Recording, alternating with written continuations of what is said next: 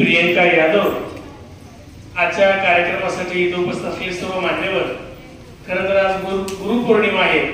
असं म्हणतात की जो जो जयाचा घेतला मी गुण तो म्या गुरु केला जाण, असे अनेक दिग्गज माणसं इथं आहेत. गुरुपौर्णिमेनिमित्त या सर्व माझ्या गुरूंना वंदन करतो. आजच्या या कार्यक्रमासाठी उपस्थित असलेले माझे मित्र गझलकार अरविंद सगर सर. आम्ही नेहमी असं म्हणतो की ही गझलकार हे सगर नाही, हे गझलेचे सागर आहे, म्हणून गझल सागर असं आम्ही त्यांना म्हणतो.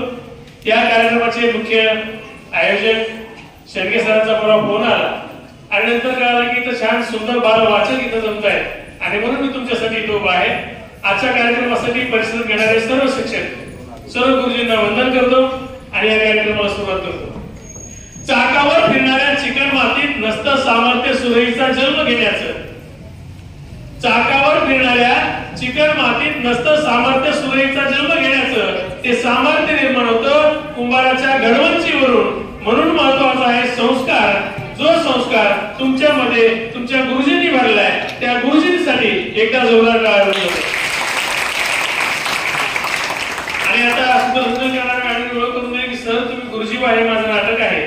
मला वाटतं मी जसे आमचे शिक्षणाधिकारी ससानी साहेब आहेत यांच्याकडे पाहिलं की मला खरा गुरुजी कसा असतो हे दिसायला लागतं. माझे सहकारी मित्र सुरवशे सर असतील, मुटकुळे सर असतील, जाधव सर असतील, सगळे सर असतील, इथे बसले समोरच्या मॅडम आहेत, हे सर्व गुरुजी आहेत. यांच्याकडे पाहून मला हे नाटक सुचलं आणि एक जण विचारलं काय म्हणे तू सर तुम्ही गुरुजीवर नाटक लिहिलं, यामध्ये फरक सर गुरुजी मध्ये फरक आहे. मी त्याला म्हणालो आपल्या जवळ आहे तो इतरांना विद्यार्थ्यांना देतो त्यांना मी सर म्हणतो. माझ्याकडे जे आहे ते मी विद्यार्थ्यांना देतो त्यांना मी सर म्हणतो. परंतु जे विद्यार्थ्यांमध्ये आहे जो बाहेर काढतो त्यांना मी गुरुजी म्हणतो. जे विद्यार्थ्यांमध्ये आहे जो बाहेर काढतो त्यांना मी गुरुजी म्हणतो. जे आपल्याला खऱ्या अर्थानं गुणात्मक मार्गदर्शन करतात म्हणजे मार्क्स 50%, 60%, 70%, 80% त्यांना मी सर म्हणतो. पण जे आत्मिक विकसन विद्यार्थ्यांचं महत्व मानतात त्यांना मी गुरुजी म्हणतो. आणि सगळ्यात महत्वाचं ते दिसल्यानंतर खाली मान घालावी लागते त्यांना मी सर म्हणतो. आणि जे पाहिल्याबरोबर आपण आपोआप नतमस्तक होतो त्यांना मी गुरुजी म्हणतो. मला वाटतं हेच गुरुजी या नाटकाच्या माध्यमातून मी मांडलेलं आहे. या कार्यक्रमाच्या निमित्तानं मी तुम्हाला एक गोष्ट सांगणार आहे. मी भाषण वगैरे करणार नाही कारण आम्ही नाटकातले माणसं. खरं तर मला सांगायला असं आनंद होतो की मी ज्यावेळेस सरांनी सांगितलं लिहायला लागलं की सूक्ष्म निरीक्षण पाहिजे. मी विद्यार्थी दशेवर असताना इंग्रजीत भालेराव गुरुजींनी आम्हाला खूप वाचायला सांगितलं. मी वाचलं. वाचनामध्ये अनेक लेखक आले. त्यामध्ये एक लेखक मला प्रचंड आवडले ते म्हणजे प्रल्हाद केशव अत्रे. नाव ऐकले? प्र.के. अत्रे माझे आवडते लेखक. त्यांचं वाचलं की असं वाटायला लागायचं आपण तसं व्हावं. प्र.के. अत्रे लेखक होते, कवी होते, ते पटकथाकार होते, ते पत्रकार होते, ते चित्रकार होते. आणि मला वाटलं आपण हे तसं व्हावं. आणि म्हणून तसं होण्याचा प्रयत्नामध्ये म्हणजे 11वी पासूनचा आतापर्यंतचा काळ मी तसं होण्याचा प्रयत्न केला. कारण मला ते इतके भारी वाटायचे. ते भाषण करायचे, भारी भाषण करायचे, कविता लिहायचे, भारी लिहायचे. त्यांचा एक किस्सा तर मला नेहमी आवडतो, हजरजबाबीपणा. म्हणजे एका दिवशी प्रल्हाद केशव असे घरासमोर बसले. त्यांच्या लक्षात आले त्यांच्या घरासमोर एक गाढव मेले. गाढव मेल्यानंतर मग त्यांनी काय केलं की आता काय करावं, महानगरपालिकेला फोन करावा. मग त्यांनी फोन केला. हॅलो, महानगरपालिकेचे आयुक्त बोलतात. ते हा बोला साहेब. सर ते आमच्या घरासमोर एक गाढव मेले, कृपया तुम्ही ते उचलून टाकाल का? महानगरपालिकेच्या आयुक्ताला म्हटलं कोण बोलतोय? मी प्र.के. अत्रे बोलतोय.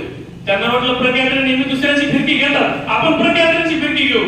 ते म्हणाले प्र.के. अत्रे तुम्ही फार मोठे लेखक? ते म्हणाले हो. तुम्ही फार मोठे समाजसेवक? ते म्हणाले हो. तुम्ही फार मोठे पत्रकार? ते म्हणाले हो. मग एक काम करा ना, तुम्हीच त्या गाढवाला उचलून नेऊन टाका ना. प्र.के. अत्रे म्हणाले नाही उचलून टाकतो पण आमच्याकडे पद्धत आहे, जर कोणी मेलं तर त्याच्या नातेवाईकाला कळवावं लागतं म्हणून मी तुम्हाला फोन केला. मला वाटतं असं आलं तुम्हाला बसले आणि जो गोंधळ सुरू झाला. सगळेजण एकमेकाला काहीतरी बोलत होते, काहीतरी सांगत होते. हे सगळा गोंधळ ऐकला. तितक्या शांत नावाची पोरगी उभी राहिली आणि ती बोबा राहून सगळ्या म्हणे अरे जरा शांत बसा की, किती गोंधळ करतात? ए रम्या बिप्या अरे जरा शांत बस की. ए सांगे इथं काय मेकअप करणार काय? बस खाली. शांतीचा आवाज ऐकला की रमेश शुक्ला बोला ए शांते तुझं नाव शांता कोणी ठेवलं का? तुझं नाव शांता स्वतः एवढा गोंधळ करायला की बस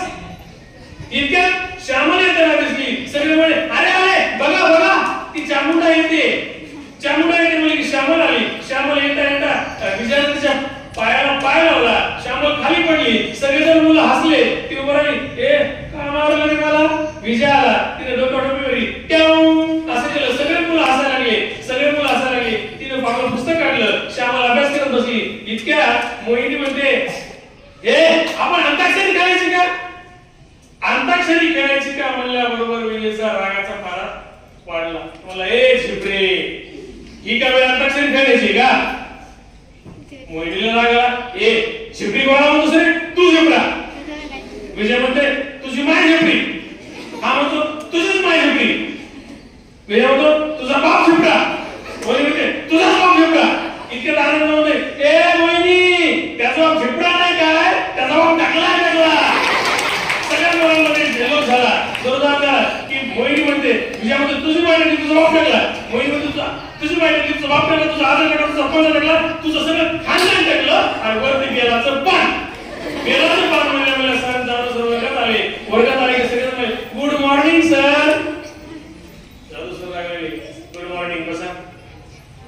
कोण कोण भांडत होतो बरा म्हणलं ना. कोण कोण भांडण करत होतं? बेलाचं पान काय भांडण आहे? मोहिनी आणि विजयवर राहिले. मोहिनी म्हणते नाही सर म्हणजे आम्ही भांडत नव्हतो सर, म्हणजे बाई गमती खेळत होता. नाही सर. हा सर विजय म्हणत होता की माझ्या वडिलांना बेलाचं पान आवडतं म्हणून मी म्हणत होते बेलाचं पान. हो की नाही विजय? विजय म्हणला हो सर तसंच आहे. आणि बरोबर ठीक आहे कसा खाली चला हजेरी द्या. हजेरी वगैरे झाली. हजेरी घेताना हजेरी घेतल्यानंतर मग त्यांनी गणित शिकवायला सुरुवात केली. छानपैकी शिकवायला सुरुवात केली. मुलं सांगत होते, उत्तर देत होते, गणित त्यांनी दिलं. आणि मग त्यांचं शिकवणं झाल्यानंतर श्यामल काहीतरी अभ्यास करत होती. एक ढोबे काय करतेस? सगळे मुलं हसायला लागले. सर असं काय म्हणताय? एक बस खाली. श्यामल म्हणजे अतिशय साधी भोळी पोरगी, हुशार. पण सगळे मुलं शिक्षक सुद्धा तिच्याकडे वेगळ्या नजरेने पाहिजे. तिला काही येत नाही, तिला काही कळत नाही. चामुंडा ठोपी म्हणत राहायचे. इतक्या टोल पडल्याने जाधव सर म्हणले अरे हो तुम्हाला सांगायचं राहिलं, तुमचे जे मराठीचे गुरुजी होते ना त्यांची बदली झाली आहे. त्यांच्या ठिकाणी नवीन माने सर आले. त्यांचा आता तास होईल. सर बाहेर गेले. मुलांचा मुदल सुरू झाला. बाहेरून माने सर आले. माने सर म्हणजे साने गुरुजींचं जिवंत उदाहरण. धोती घातलेले, टोपी घातलेले, गुरुशर्ट घातलेलं, गळ्यामध्ये शंभर. आणि असं वर्गात त्यांची एंट्री झाली. त्यांची वर्गात एंट्री झाल्या मुलांनी पाहिलं आणि आश्चर्याचा धक्का बसला आणि सगळेजण हसायला लागले. हे गुरुजी वर्गात आले म्हणले काय रे गुड मॉर्निंग सर म्हणणार तुम्ही? हा गुड मॉर्निंग सर. सगळेजण हसायला लागले. अरे तुम्ही का हसताय? सगळेजण खाली पण कामत होते. अरे तुम्ही का हसताय कळेल का मला? इतक्यात श्यामल नाही गुरुजी मी सांगू तुम्ही धोती टोपी घालून आलाय ना म्हणून हे सगळे असतात. ते म्हणाले बाळांनो धोती टोपी ही आपली भारतीय संस्कृती आहे. तुमचे वडील नसतील वापरत असे कपडे, पण तुमचे आजोबा पंजोबा धोती टोपीच वापरायचे. मग त्यांना तुम्ही हसणार? सगळ्यांनी मला शांत घेतला. सगळेजण मुलं खाली बसले. सगळेजण श्यामलचा राग आला होता. तिनं काय सांगितले काही कळत नव्हतं. इतक्यात मग माने गुरुजींनी शिकवायला सुरुवात केली आणि म्हणाले बाळांनो मी माने तुम्हाला मराठी विषय शिकवणार आहे. आज काय शिकवायचं सांगा बरं. मुलं म्हणे सर कविता शिकवा. परंतु नाही सर धडा शिकवा. नाही सर गोष्ट सांगा. श्यामल म्हणते सर तुम्हाला जे वाटतं ते सांगा. गुरुजी मला ठीक आहे. कुसुमाग्रज यांची आज आपण कविता शिकणार आहोत. तर काढा कुसुमाग्रज. श्यामल उभी राहिली. सर कुसुमाग्रज असं कसं नाव हो? ते म्हणाले बाळा कुसुमाग्रज म्हणजे विष्णू वामन शिरवाडकर. त्यांचं टोपण नाव कुसुमाग्रज. कुसुम हे त्यांच्या बहिणीचं नाव. आग्रह म्हणजे थोरला. आणि कुसुमाग्रजांची कविता सरांनी सुरुवात केली. सर्वात्मका शिवसुंदरा स्वीकार्य अभिवादना ती निरातुनी तेजाकडे प्रभू आमच्याने जीवन. माने गुरुजी शिकवत असताना सर्व वर्गाला असं कमेंट घेत होते आणि वर्गाला शिकवत होते. वर्गातून फिरत होते. सर्वात्मका शिवसुंदरा स्वीकार्य अभिवादना ती निरातुनी तेजाकडे प्रभू आमच्याने जीवन. बाळांनो या ठिकाणी कुसुमाग्रज म्हणतात सर्वांच्या आत्म्यात राहणाऱ्या परमेश्वरा तूच सर्वस्व आहेस.